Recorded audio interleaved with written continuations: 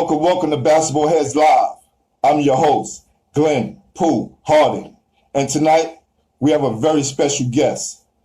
This ball player was an All-American and first-team All-City out of Bishop Loughlin High School, where he was a legend. He also went on to shine at Seton Hall University. Did his thing there, too. Help me welcome my guy, James Majors. That's right, that's right. And tonight's sponsors are Styles by Nita, Unique Creations, and our special sponsor is Game Over, the #1 grassroots program in Brooklyn. Or let me say that again, the #1 grassroots basketball program in Brooklyn. See, I'm rocking it. My guys rocking it. That's what we do. We doing business with our people. You know what I'm saying? And we got some special prizes and giveaways coming up soon. So please, stay tuned. And oh yeah, let's start the show. Y'all ready? Y'all ready?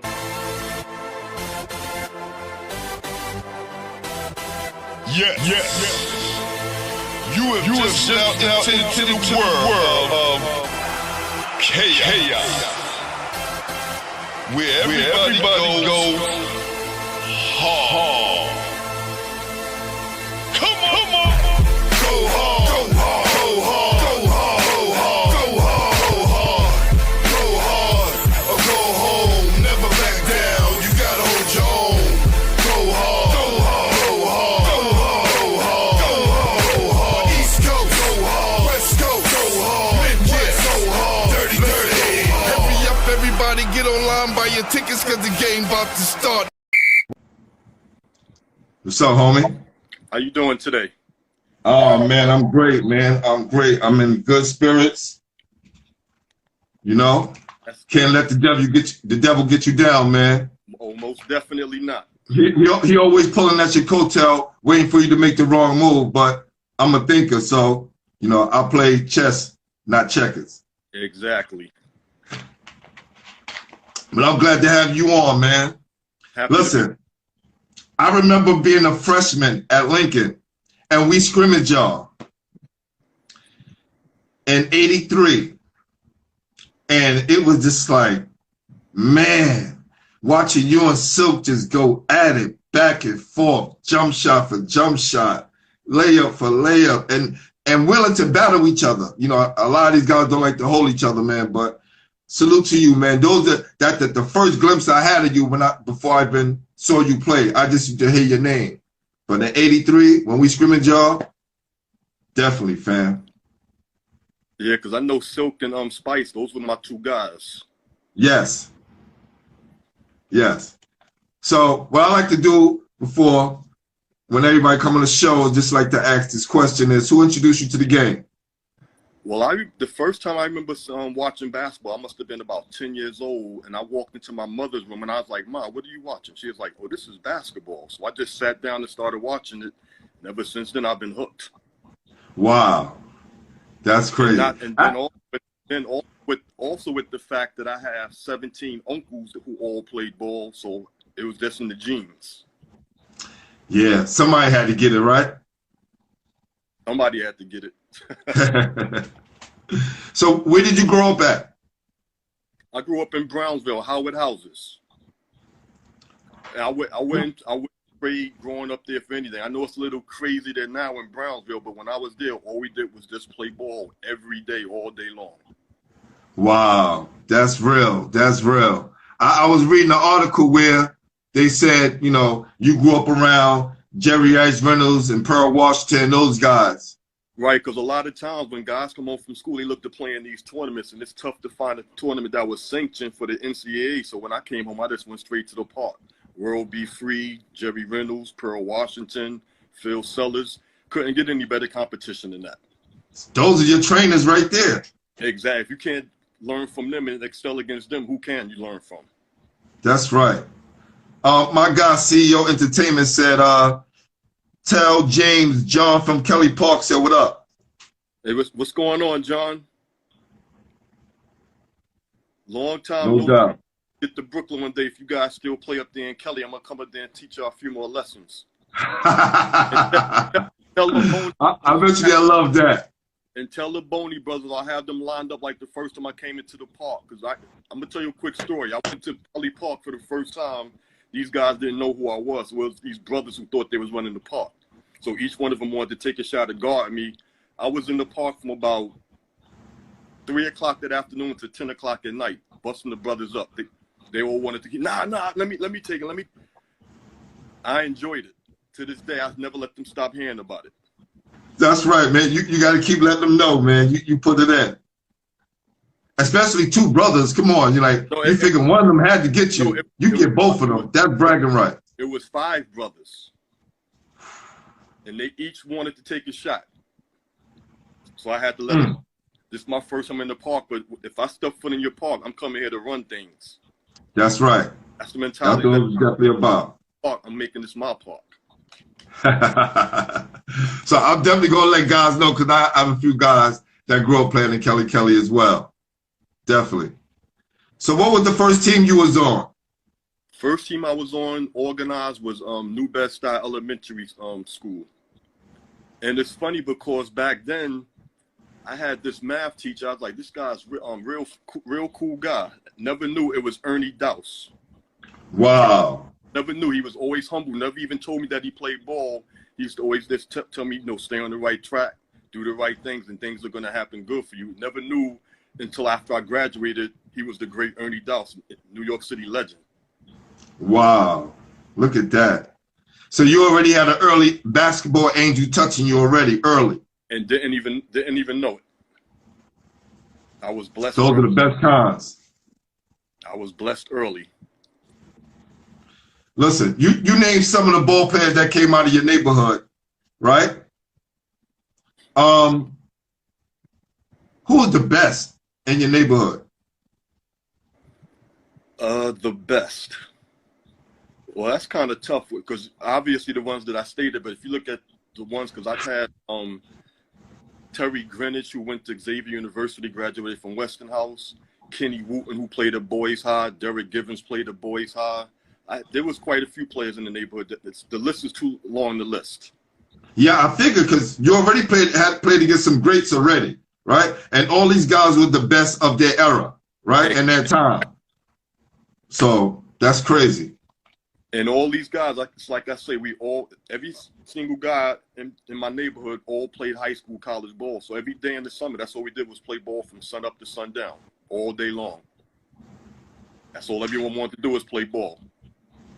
That's all we had right there. But unfortunately, because I'll ride through the old neighborhood and see they don't even play basketball in the parks anymore like they used to, and that's sad. The parks are empty. Parks are empty. They could have left the hoops off because the parks are empty. Well, the parks might not be empty, but they're not being utilized what they were meant to be utilized for. Oh, yeah. And True. That's a super fact. That's a super fact. So you growing up around all these guys who played in the PSAL, why didn't you go that route? Well, it's funny because when I was at graduating from middle school, I was supposed to be taking this test to get into Catholic school, but I didn't know about it. So I was going to end up going to Westinghouse. But my sister was over there in Loughlin, so my mother took me up there to speak to the principal. He said, okay, let me see your report card. I'm fortunate that I was an AB student. It's like, so you have some good grades, so we're going to let you come on into Loughlin. So that's how I actually got into Loughlin, just because my sister was already in there. Wow. Other than had that, nothing to do with basketball. Nothing to do with basketball. Academics got me into Loughlin. As it should.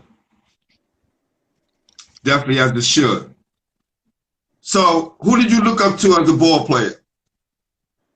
Well, back in the day, my favorite player was George Gervin.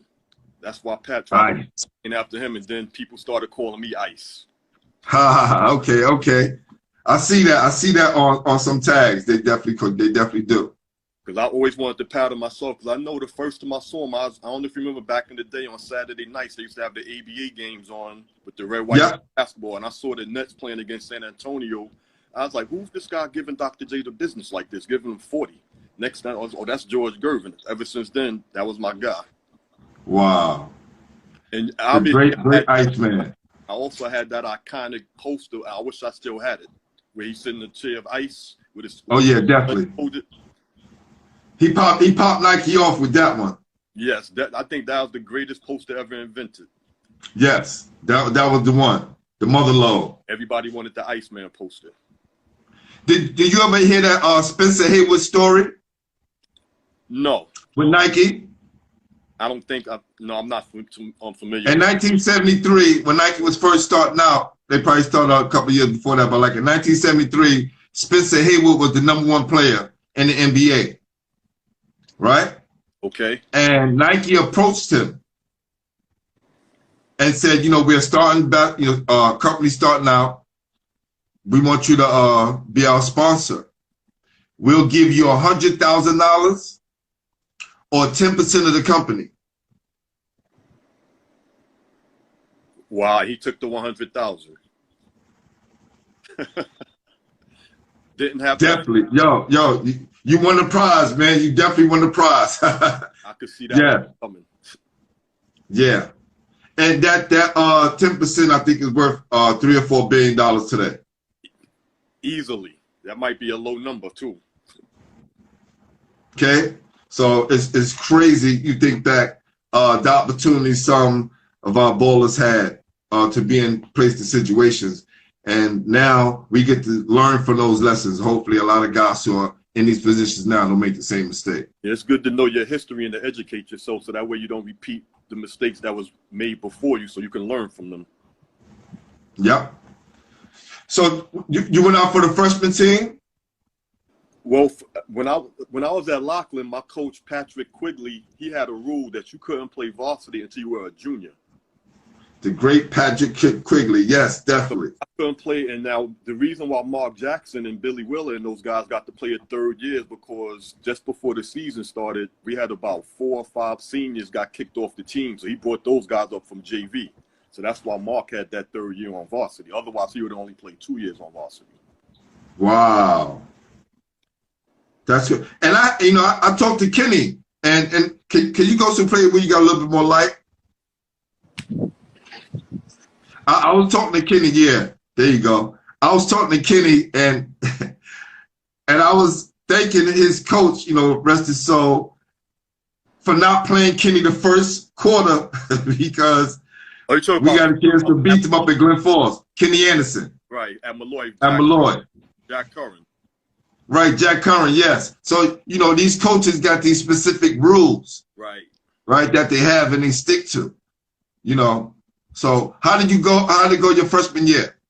Well, freshman year, we won the Brooklyn Queens championship, and I averaged about 25 a game in my freshman year. And then in my sophomore year in JV, we also won the Brooklyn Queens championship, and I was scoring 30 by then. Yo, hold on. Let's back up. You moving too fast, fam. The numbers are smacking me all in the face. They beat me down. Your freshman year, what you do? I was averaging 25. And you got the Loughlin on grades. Right. People, y'all hearing that? He didn't even go to Loughlin to play ball. He went there because his sister had some clout and he had some grades. Put himself in a situation, 25 big ones. Then the next year. Then when I was on JV, I averaged, it was actually 28 a game on JV. Because Quigley wanted me to play varsity, but he couldn't go back on his rules, so I understood that. Because he was a stickler for the rules. Because I'll never forget a story. When I was senior, we was playing against Cardinal Hayes. They was #1 in the city at the time. And we were supposed to meet up at Loughlin at like around 12 o'clock. So I'm to get there. I'm on the subway, and I actually missed the van. I ain't know how to get to Hayes, so I'm asking people, yo, how do you get to Cardinal Hayes up in the Bronx? So I finally got there before the game started. Because I missed the game, Quigley came into the locker room and let everybody know he's not playing in the first quarter. He didn't make the van, so he's not playing the first quarter. I ain't think it was my fault, but I understood the rule. That's crazy. Wow. There was some young players sitting there saying, oh, you know you're going to start anyway. I looked at him like, you guys must not know Quigley. And as soon as he said that, Quigley came in there and said, you're going to dress, but you're not going to start until the second quarter. And funny thing, we was down 21-2 in that game. In the first quarter, down 21-2. But at halftime, when I came in, it was 35-28. We ended up winning in double overtime. I'll never forget that game. Ended up winning in double overtime. This is crazy. So you kind of changed everything after that. Right. Wow. And I was saying that I'm a victim of the times, because I was saying I wish that they had the 3-point line when I was back in. When I ain't have it alone. I ain't have it until my junior year in high school, college. Yo, first of all, I want to salute to Gerald Green. He in the building. Salute Gerald. He in the building watching. Yeah, he got signed on today. That's right. That's right. I'm glad he ain't watching. Way back before even the Seton Hall days, we go way back. Yeah, man. Listen, speaking of that 3-point shot, that's all you guys were shooting when I watched you guys play against us my freshman year. They were definitely mostly all long balls, because we had a big team. Right. Right? We had Damari, we had Kenny Parker. So you was taking advantage of that and kind of just dealing with Silkenham and Spice and Darren on the outside, right? Right, exactly.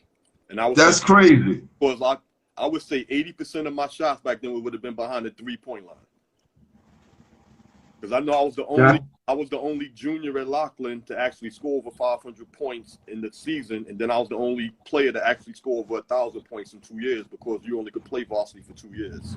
I'll be saying, well, I wish they can add up all of my points, freshman and JV as well. I'd have had about. That'd be crazy.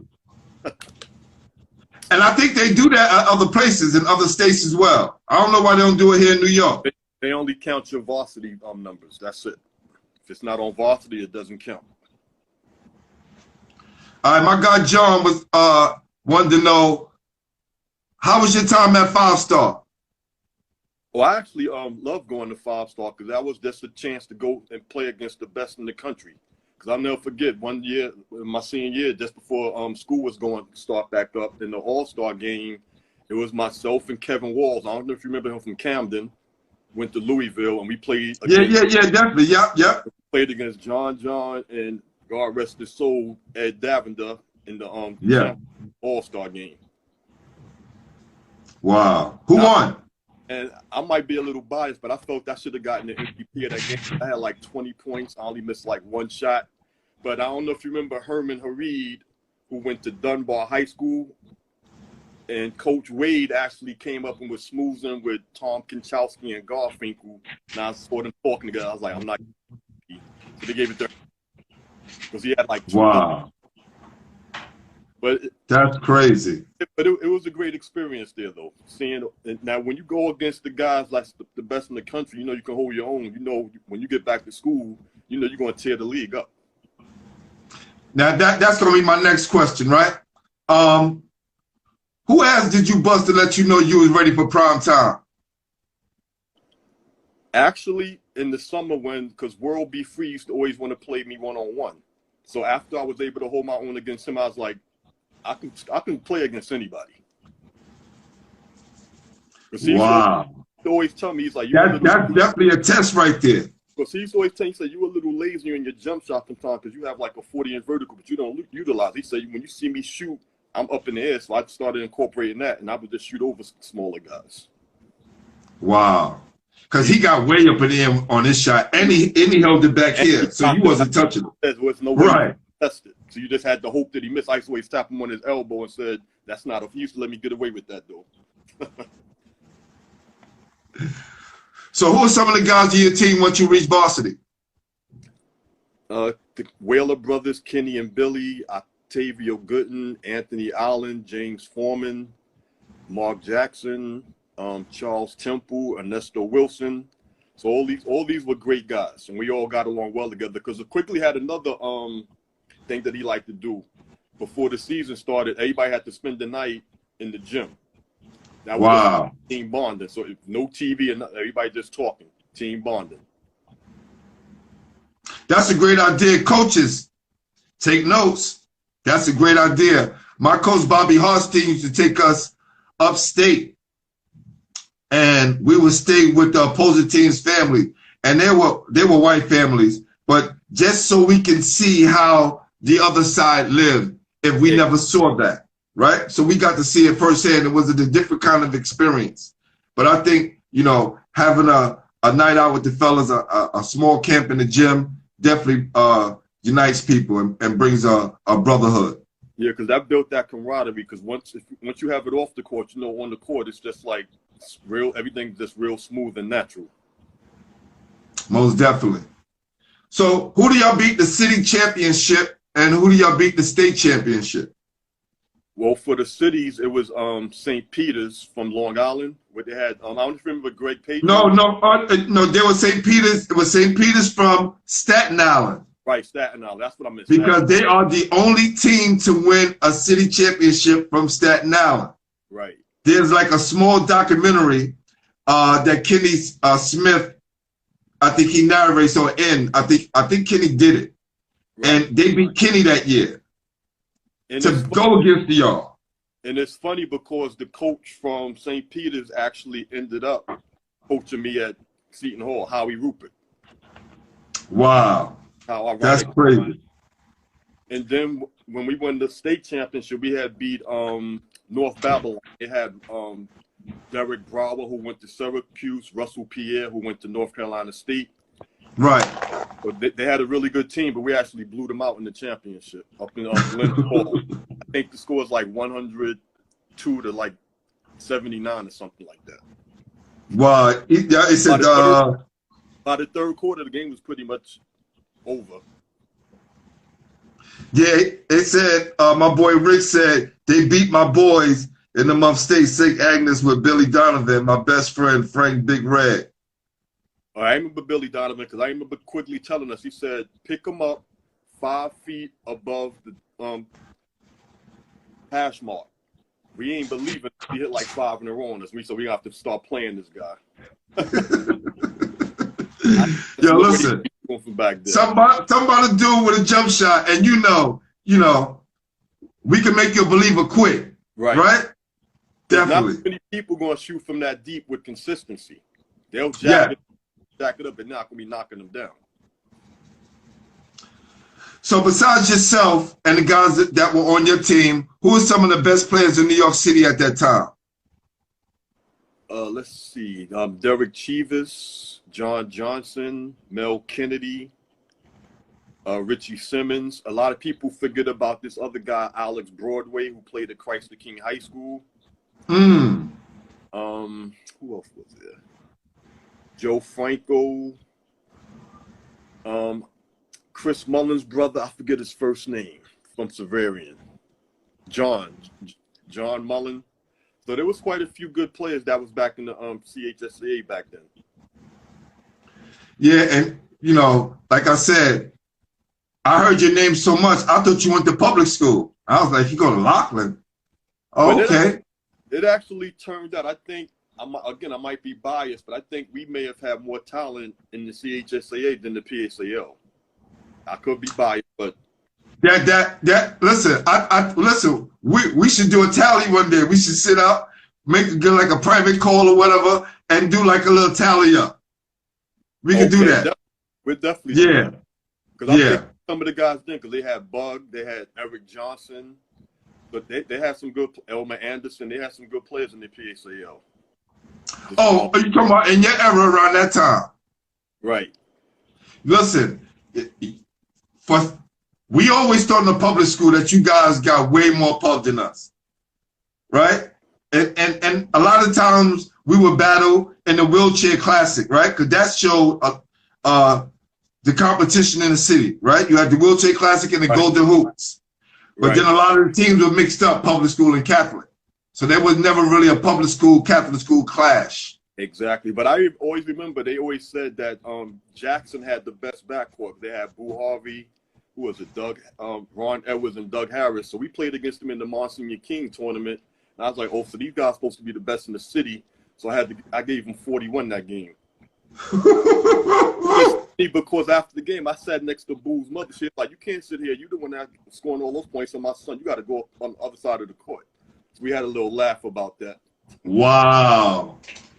That's crazy. But that's how you go up when you know that somebody's supposed to be quote unquote better than you. Those Yep. are go up against them. That's how you really figure out, can I really play against these guys?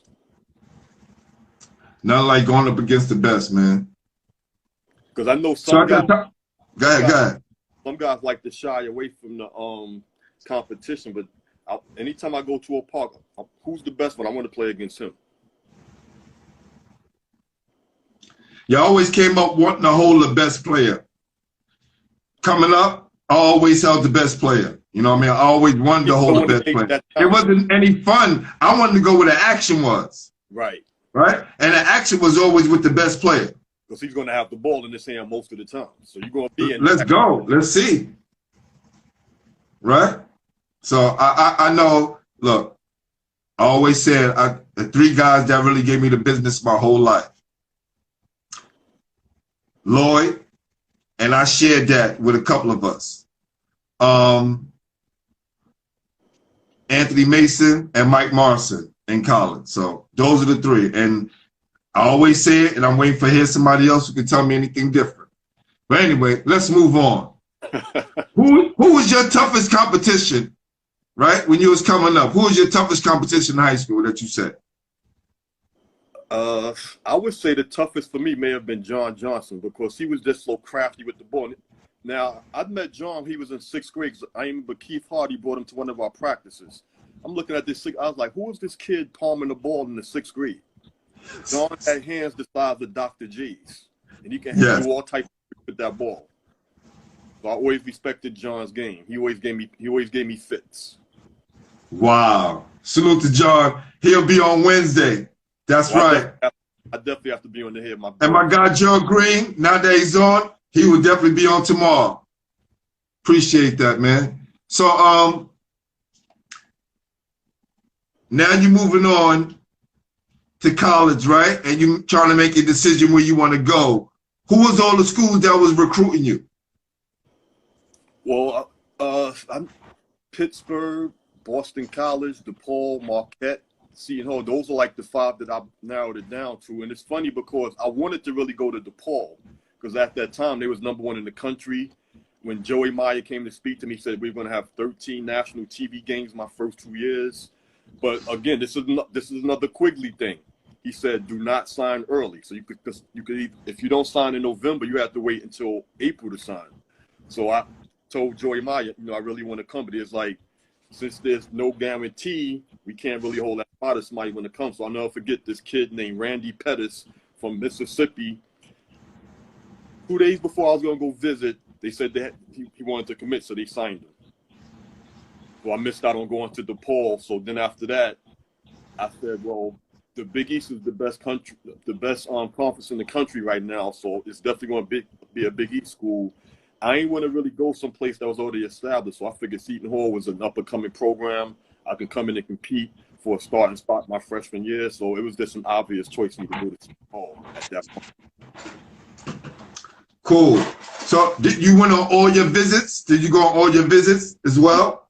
I took all my visits. I actually, I don't want to say wasted one because one of my friends from Howard Projects went to Xavier at that time. And he said, yo, if you come take this visit with me, they're going to do a little something for me, but I shouldn't go on record and saying that. So I took a little visit out there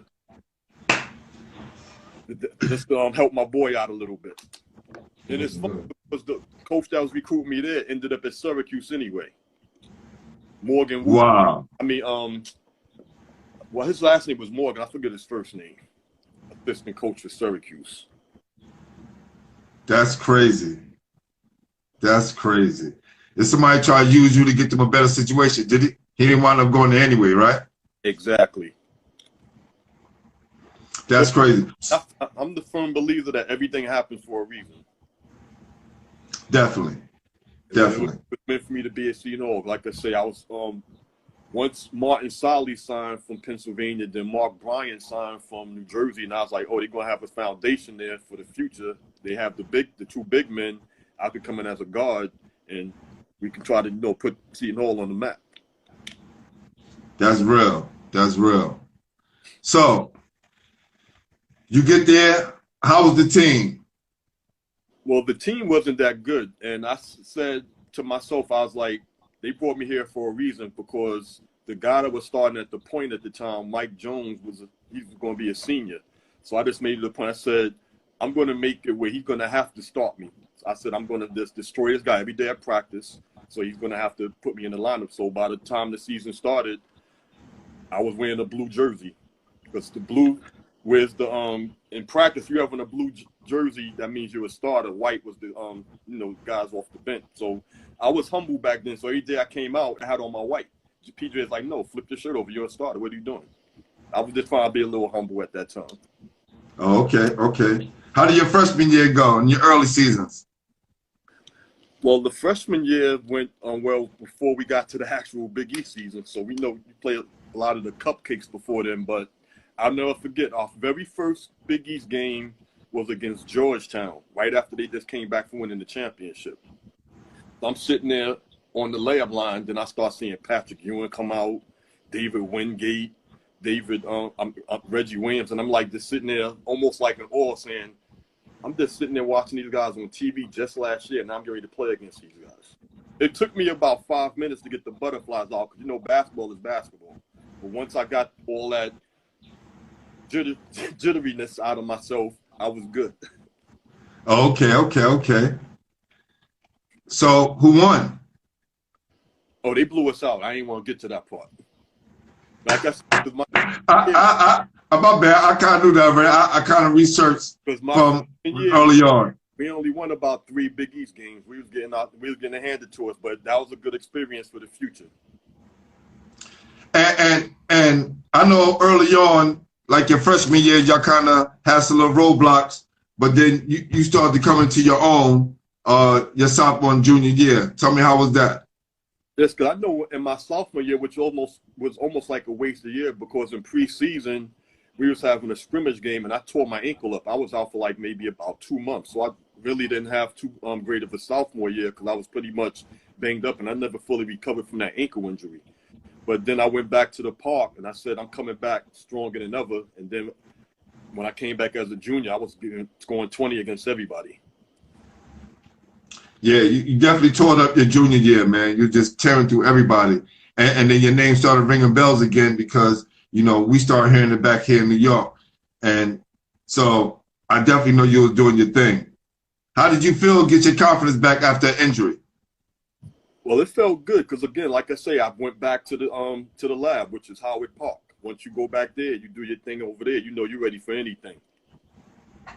So that was the confidence right there.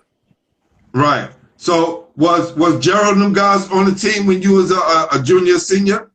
Well, Gerald came in when I was he was only 1 year behind me, so he came in when I was a sophomore. Gerald was only 1 year behind me. Gerald, John Morton, Darryl Walker came in at that time, so we had a good team by then.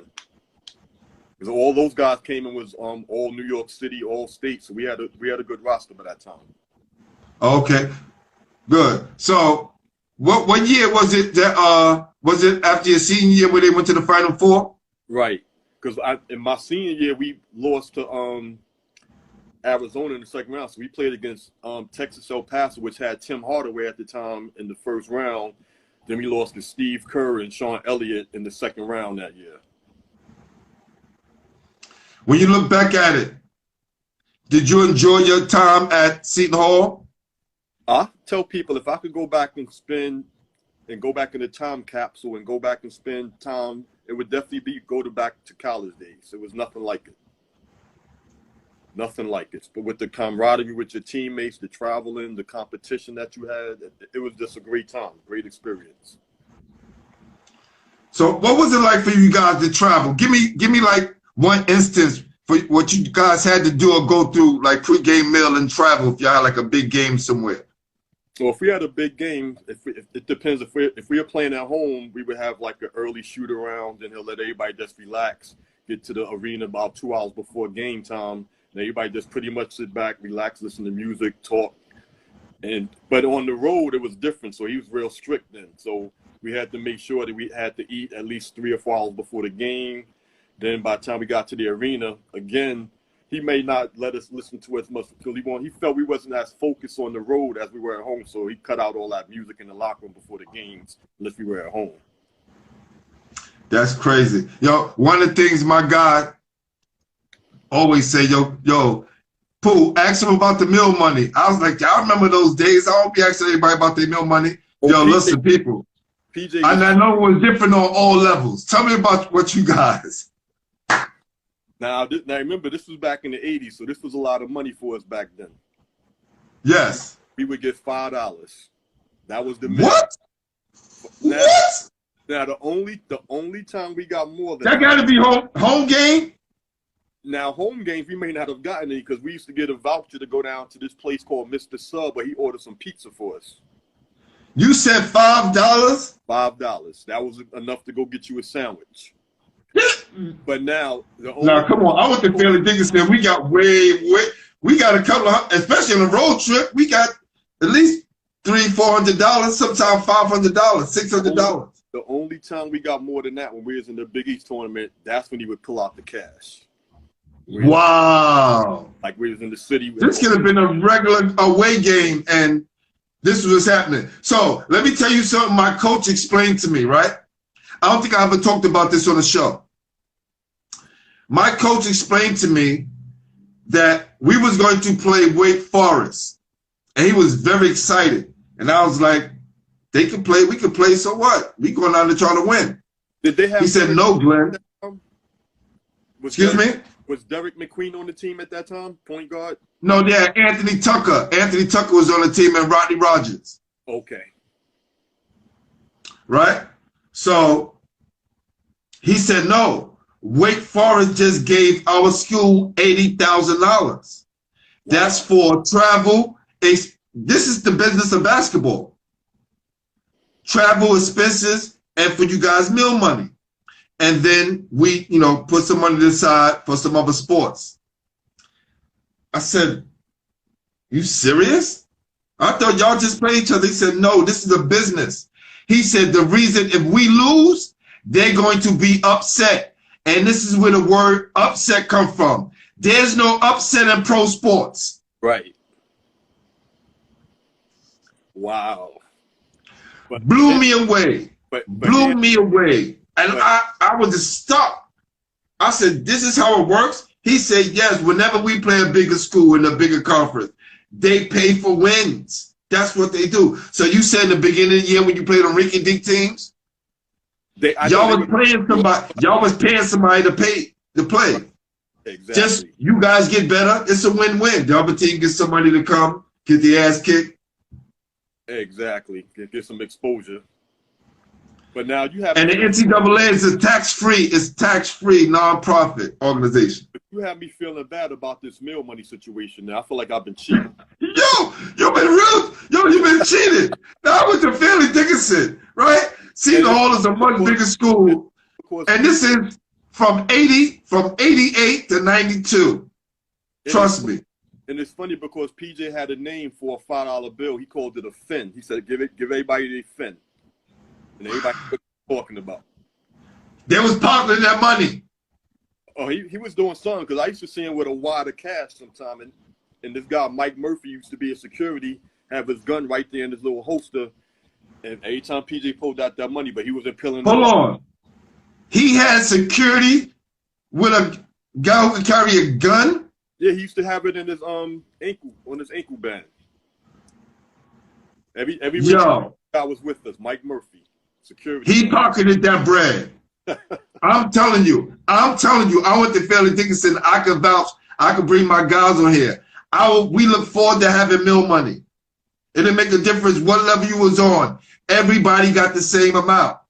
My roommate and I, Kaim Long, that went to Stevenson, what we did, we were roommates for 4 years. I used to always make sure he brought the TV. I brought the refrigerator and the microwave.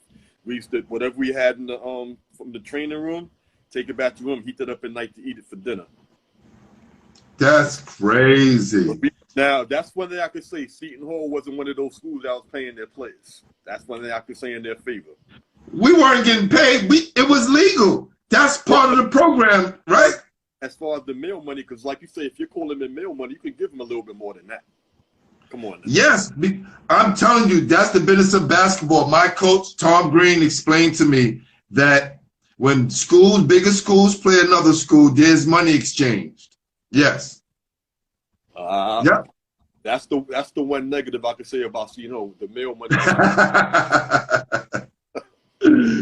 Yo, listen. Yo, Rick, my man Rick Coon from Wagner, right? We was in the same conference. How much do you guys get for meal money? Somebody said, Tooth said, D3, we got $30. Yo, James, this is my boy Tooth. He the coach at Brooklyn Collegiate High School. Salute. $30, that D3 at Westbury. I would have took that in $5? $5. That's crazy. So you think if there's 12 players on the team, he only had to put out $60 for that day. No wonder he always had a wad of cash. A wad of cash. Only time that's great. If we went, maybe it's like we went to Hawaii or someplace like that for a road trip like that, then we might get 25. 25. Wow, that's crazy. That's the same thing I was saying. That's what we're gonna get. Wow, that's crazy. That was definitely a basketball head's mind blower right there. That just threw me off. But I want you to strike that from the record. Right. So listen, right? All in all, you had a decent career at Seton Hall. What did you do after that? Did you take your talents overseas? Yes, because actually, right after although I wasn't drafted, I was invited to the camp with Atlanta Hawks, and I'll never forget it. We was going to have camp on a Tuesday, so I get to Atlanta on a Friday, and I was staying with a friend. Next thing I know, these guys talk about, come on, let's go to the gym. Nah, I ain't come here for that. You know, I'm getting myself ready to go to camp. Nah, come on, we're just gonna go mess around for a little while. Sure enough, guys know who I was. You know, the guys that can't play, uncoordinated. Guy sticks out his foot. My foot lands on his, tear my ankle up. Wow. My ligaments was messed up for like 2 years after that. Because the doctor said I would have been better off breaking the ankle because my ligaments. Yeah, definitely. A bone could heal easier than the ligaments. So that was the end of that for the Hawks for that year.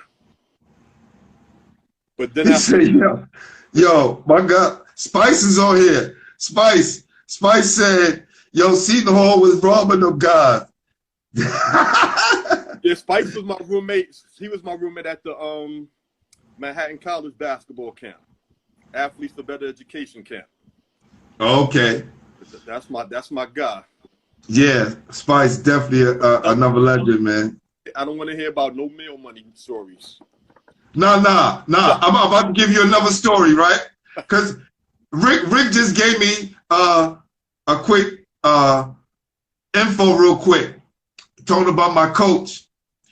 My coach also was the coach who gave also allegedly, let's say allegedly, John Hot Rod Williams that $30,000 in the shoebox. Remember that scandal back in the days?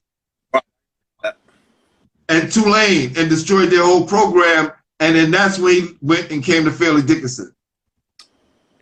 Okay. Wow. Yeah, that's crazy. So maybe we probably was getting a little bit more we didn't know.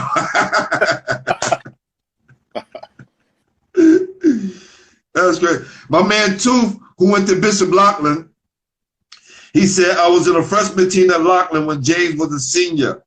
We used to ride the A train home. I remember those days. Yes. My God, too.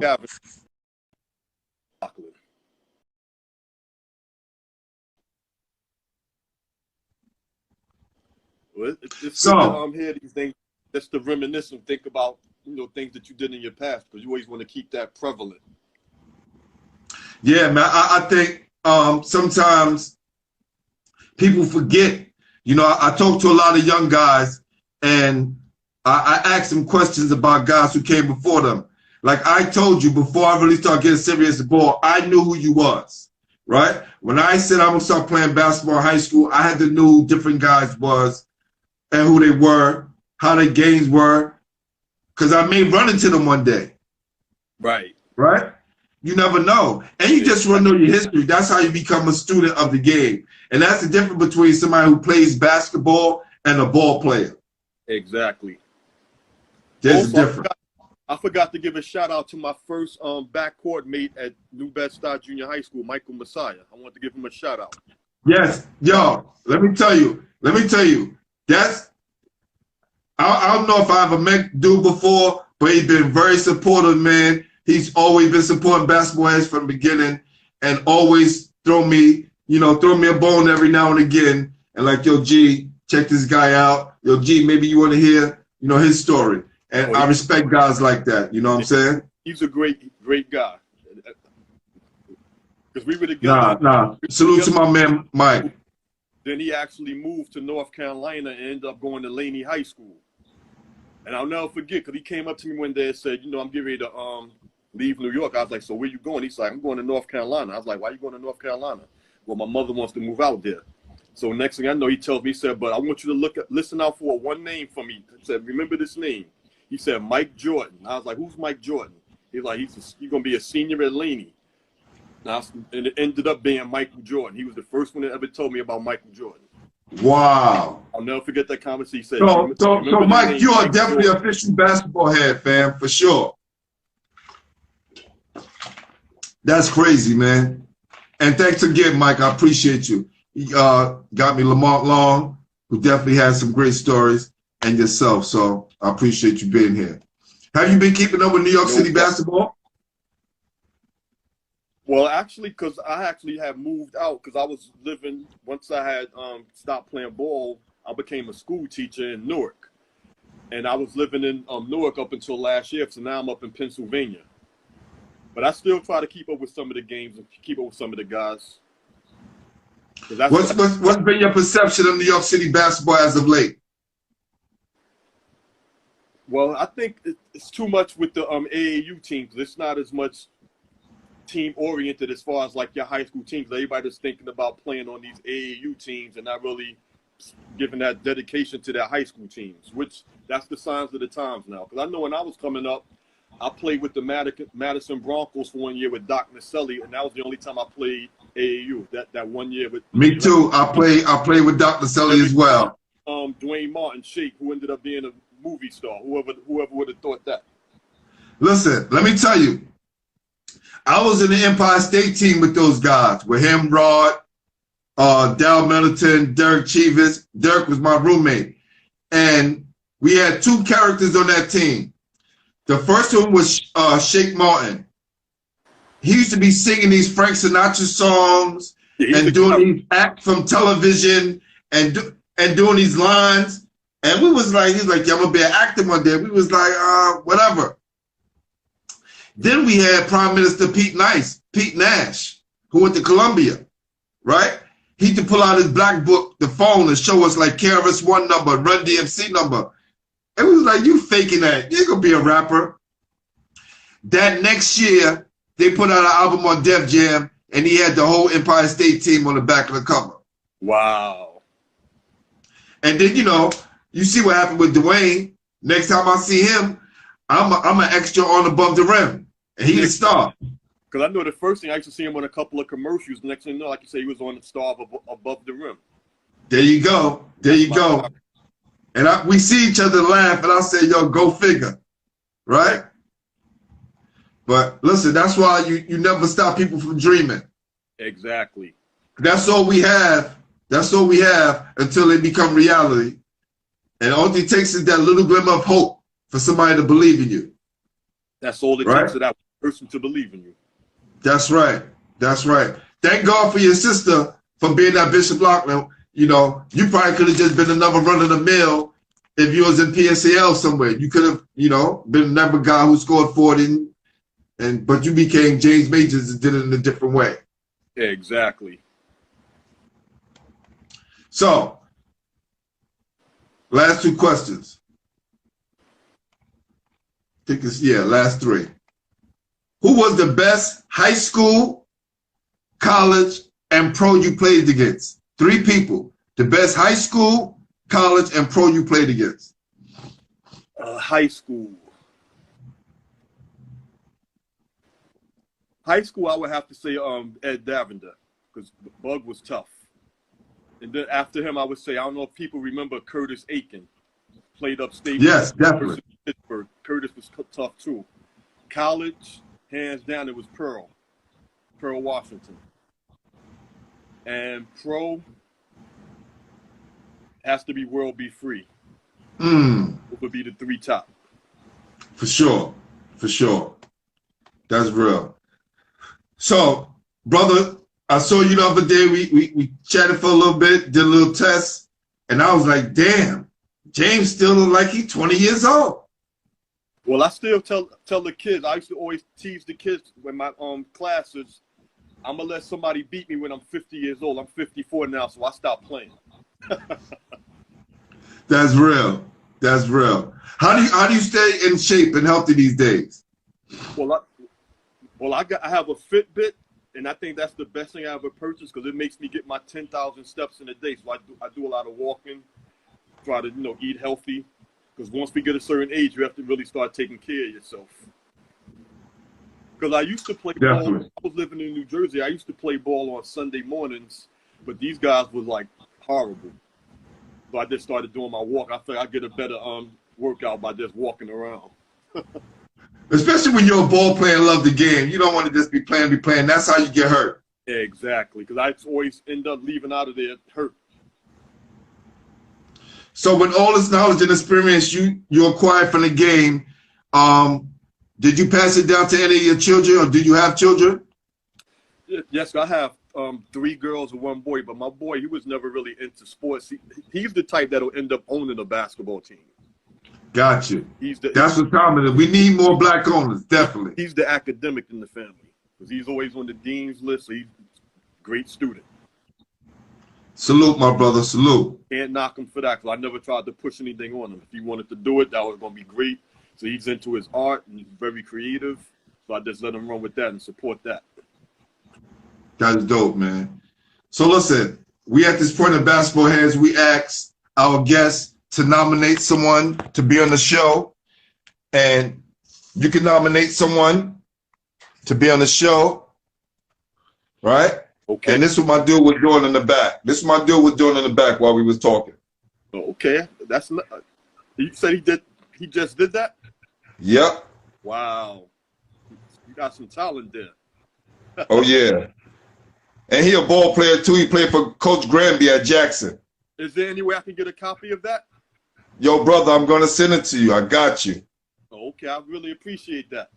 This is for you for being a guest on the show, brother. We appreciate you, man. And all the things you did for New York City, my brother. We appreciate you. No problem. I appreciate that. No doubt. This is what we do for our kings and queens here at Basketball Heads. Show our love, show our appreciation, and let them know that their name still means something in these here streets. Yeah, because people need to see that there's more than all this black-on-black crime. We need to get away from that and start supporting each other more as a black community. Yes. We need to all come together and support one another with something positive. Always starts here. That's why me and my guy from Game Over. He's going to support me, right? That's rocking the shirts. You know what I'm saying? He got a basketball camp here in Brooklyn. They got a gym. It's called the Sty Dome. They run games and tournaments.